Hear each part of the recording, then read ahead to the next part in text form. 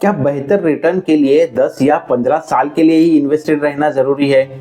मेरे पास investment suggestion के लिए जो भी लोग आते हैं उनका ये सवाल भी बहुत बार होता है कि अगर समझो मुझे 3 या 4 साल के लिए ही इन्वेस्टेड रहना है और फिर अच्छे रिटर्न चाहिए तो मेरे लिए क्या ऑप्शन है?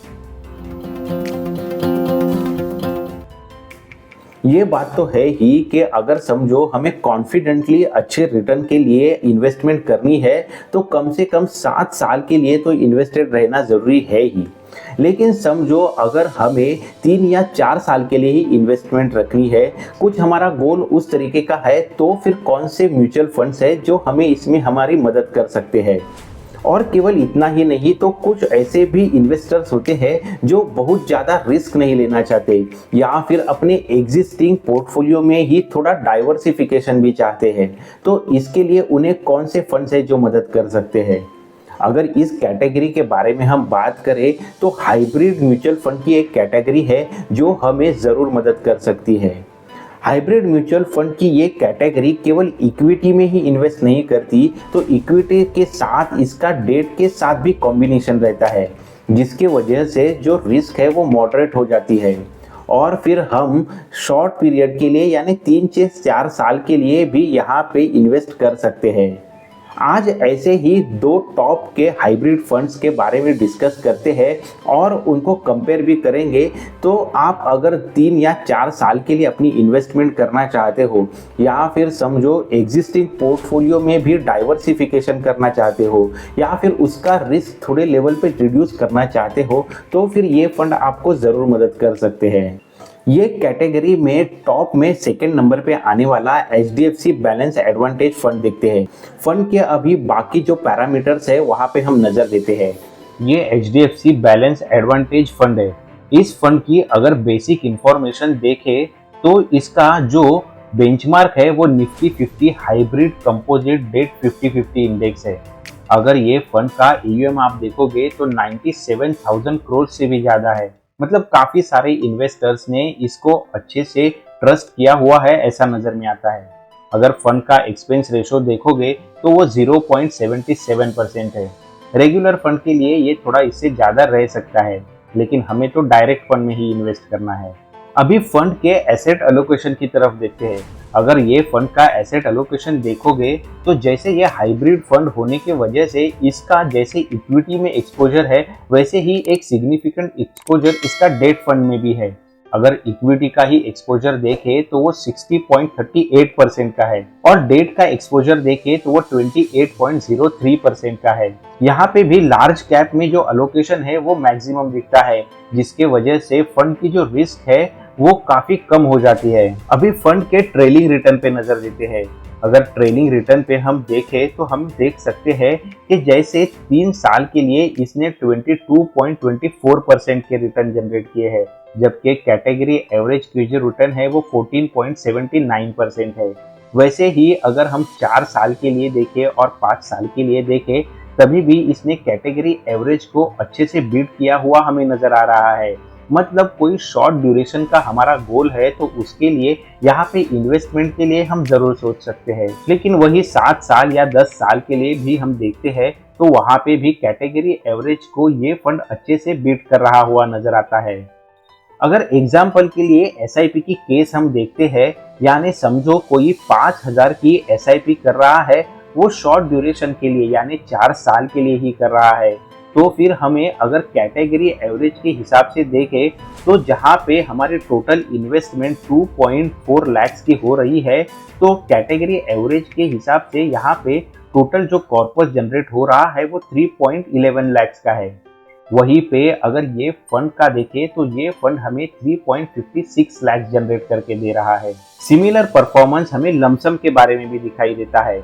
समझो अगर 4 साल के लिए 1 लाख यहाँ पे इन्वेस्टेड होते तो फिर हमें अगर कैटेगरी एवरेज के अनुसार देखें तो 1 लाख इन्वेस्टेड अमाउंट पे 1.59 लाख का कॉर्पस जनरेट हुआ होता, लेकिन वहीं पे ये फंड हमें 2.08 यानी हमारी इन्वेस्टमेंट को ही डबल करके दे रहा है, ये नजर में आता है। अभी ये रिटर्न भी क्यों पॉसिबल हुए हैं वो हमें इसके इम्पोर्टेंट रेशो से नजर आ सकता है। अगर फंड के इम्पोर्टेंट रेशो देखें तो हम देख सकते हैं इसका अल्फा 7.99 का है, यानी जो अपने कैटेगरी एवरेज से अच्छा खासा रिटर्न बनाने के लिए मदद करता है।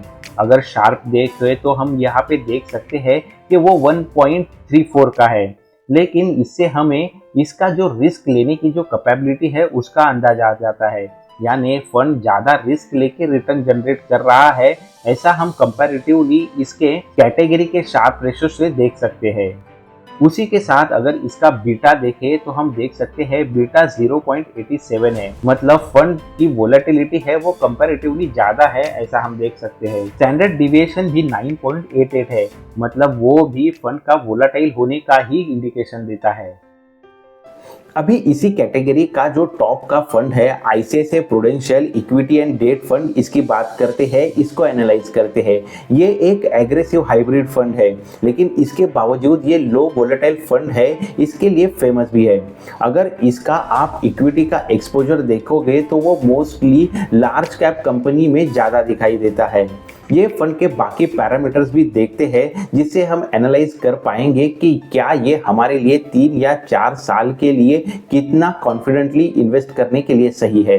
ICICI prudential equity and debt fund के अगर हम बेसिक इंफॉर्मेशन देखें तो हमें यहाँ पे नजर आएगा कि ये फंड का जो बेंचमार्क है वो क्रिसिल हाइब्रिड 3565 एग्रेसिव इंडेक्स है। ये फंड का अगर एक्सपेंस रेशो देखें तो वो हमें 0.97% दिखा रहा है, जो कि हमारे एचडीएफसी के हाइब्रिड फंड से कंपैरेटिवली ज़्यादा है। लेकिन अगर फंड हमें ज़्यादा रिटर्न जनरेट करके दे रहा है तो फिर एक्सपेंस रेशो भले थोड़ा ज़्यादा हो, ये हम कंसिडर कर सकते हैं। अगर एयूएम भी देखें तो वो हमें मॉडरेटली 42,000 करोड़ का दिख रहा है, मतलब इसके ऊपर भी ट्रस्ट करके यहाँ पे इन्वेस्टमेंट कर सकते हैं। अभी फंड के अलोकेशन पे नजर देते हैं तो वो भी हमें काफी इंटरेस्टिंग लगेगा। अगर फंड का अलोकेशन देखते हैं तो इक्विटी में इसका ऑलमोस्ट 70% अलोकेशन है, और जैसे ये हाइब्रिड फंड है तो इसका डेट में भी सिग्निफिकेंट अलोकेशन में दिख रहा है जो 21% का है। अगर इक्विटी की बात करें तो लार्ज कैप में इसका 62% का अलोकेशन है, और इसीलिए इसकी जो वोलेटिलिटी है वो भी काफ़ी हद तक कम नज़र आती है। अगर ट्रेलिंग रिटर्न भी देखें तो हम देख सकते हैं यहाँ पे 3 साल हुआ या 4 साल हुआ, उसके लिए कैटेगरी एवरेज को इसने अच्छे से बीट किया हुआ नज़र आ रहा है, और इसीलिए ये शॉर्ट टर्म के लिए एक अच्छा ऑप्शन हमारे लिए अवेलेबल है। और वही सिग्निफिकेंटली अच्छा परफॉर्मेंस ये हमें लॉन्ग टर्म के लिए भी दिखाता हुआ नजर आता है, जहाँ पे वो कैटेगरी एवरेज को काफी अच्छी तरीके से बीट करता हुआ दिखाई देता है। रिटर्न के बाद एक बार इसके एसआईपी का परफॉर्मेंस पे भी नजर देते हैं। अगर समझो किसी ने 5,000 की एसआईपी 4 साल के लिए यहाँ पे की होती तो जो टोटल इन्वेस्टमेंट होती वो 2.4 लाख की होती, और तभी ये फंड ने जो कॉर्पस जनरेट करके दिया होता वो 3.55 लाख का होता। यहीं पे कैटेगरी का एवरेज देखे तो उसने 3.2 लाख जनरेट किए होते। और वैसे ही अगर लमसम में किसी ने 4 साल के लिए 1 लाख इन्वेस्ट किया होता तो उसकी वो अमाउंट अभी के लिए तो डबल हुई होती, रादर डबल से भी ज़्यादा हुई होती, ऐसा हमें नज़र में आ रहा है।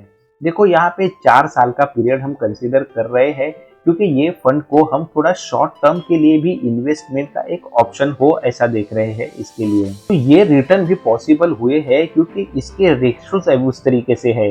अगर ये फंड के की रेशोज देखें तो हम देख सकते हैं जो अल्फा है वो 6.53 है, जो कि उसके कैटेगरी से काफ़ी बेहतर है।